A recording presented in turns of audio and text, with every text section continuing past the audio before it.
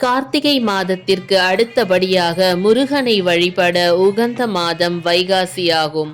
அமாவாசை மற்றும் பௌர்ணமிக்கு பிறகு 6வது திதியாக வருவது சஷ்டி. இதனால் ஆறுமுகனை வழிபட ஏற்ற திதியானது.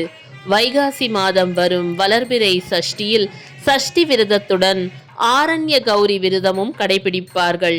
இதை ஆரண்ய சஷ்டி விரதம் என்று சொல்வார்கள். ஆரண்ய தேவி சக்தியின் 6 அம்சங்களில் ஒன்றானவள். காடுகளை ஆளும் ஆரண்ய தேவி சஷ்டி தேவி என்றும் அழைக்கப்படுவாள். விஷ்ணுவின் கண்களிலிருந்து தோன்றிய இவள் குழந்தை பேறு அருளுபவளாகவும் குழந்தைகளின் நோய்களை போக்கி அவர்களுக்கு நீண்ட ஆயுள் வழங்கும் இவள் முருகப்பெருமானின் துணைவியான தெய்வ யானையின் அம்சமாக கருதப்படுகிறாள். ஆகவே அம்பிகையையும் முருகனையும் ஒரே நாளில் விரதமிருந்து வழிபடும் இத்தினம் விசேஷமானது. வாழ்க்கையே மாற்றும் சக்தி படைத்ததாகும்.